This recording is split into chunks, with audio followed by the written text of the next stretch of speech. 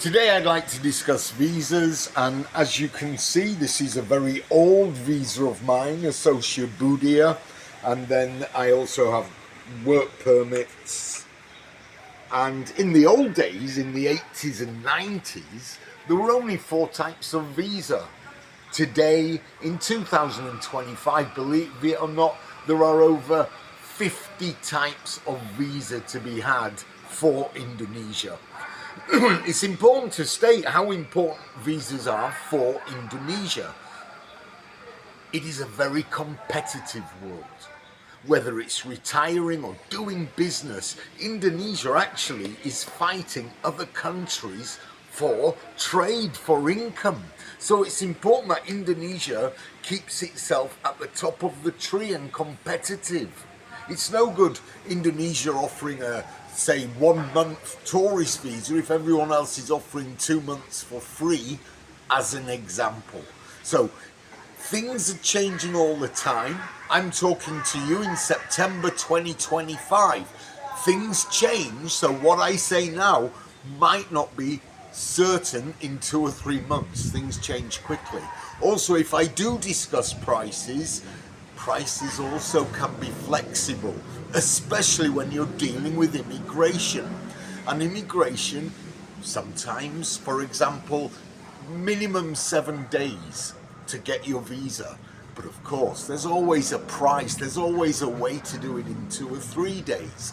So remember, Indonesia, as a lot of Asia, has a lot of flexibility. So let's start discussing visas. But before I talk specifically about types of visa, I want to remind you of a certain few things. The visas I discuss are non-workable. Every single one I discuss, you cannot work in Indonesia. Certain types you can do business. You can even be a digital nomad. But you cannot be a Gojek rider. You can't work at KFC. This is very important. Let's start with the golden visa. And to get the golden visa, you don't need me. Bottom line is, if you've got that kind of money, there's nothing I can say to tell you what to do. Enjoy. Next we have the retirement visa, and at the end of this video I'll repost the video I did on retirement visas last year, because it's almost the same. However, believe it or not, again back to competitiveness, Indonesia has changed the rule back to 55. That's right.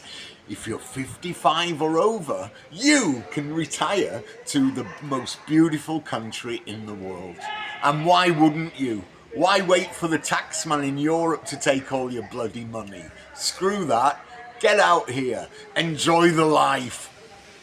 Next is the one a lot of you will be coming on, and that is the VOA, Visa on Arrival, or EVOA, the B1.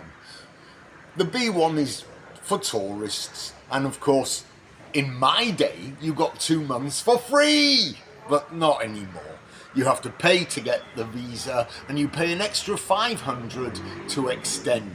Maximum 60 days. A lot of people use agents to extend, and the average price is an extra 400 if you use an agent. An agent will give you peace of mind. One other thing, please don't overstay. A family of 4, if they overstay by 1 day, that's 4 million rupiah. Plus extra day, plus extra day. So do not overstay. Next is the C1, and the C1 is actually a pre-investment. Tourists can use it if they've got capital in their bank and a couple of other resources. With this one, you get 60 days and you can extend twice. In other words, the maximum amount of time you can stay in Indonesia for one time is 180 days. Then you have to leave and come back again. It's a useful visa if you are staying for a longer time. But remember, even after 30 days, the moment you leave, bye-bye visa. Be careful. The C12 works similar to the C1. You will need $5,000 in your account, and that should be for the last 3 months. This one gives you 180 days and it's extendable once for a maximum of pretty much a year. But remember, the moment you go out, that's the end of the visa. You have to stay in country. That's the C12. The D12.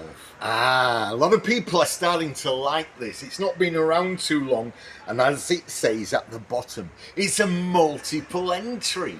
So you can get a year, you can get 2 years, or you can even get 5 years. It's only about 12 million for the 5 year. You will need $5,000 in your account. However, you can come in and out of the country. Wow, cool. How cool is that? The D12. One last thing. When you're dealing with immigration officers, because everybody now must go to immigration for an extension, be happy, smile, don't lose your cool, don't get angry. They will not appreciate it, and they'll probably put a lot of barriers in front of you. Things can be worked out. This is Indonesia, but you put on a fierce face or, no, it's not going to work. Remember, even if you're late with certain things, it might say 7 days minimum.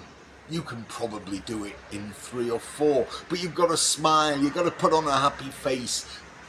That's all that's required to get things done in Indonesia. And as always, ba, don't be a sheep.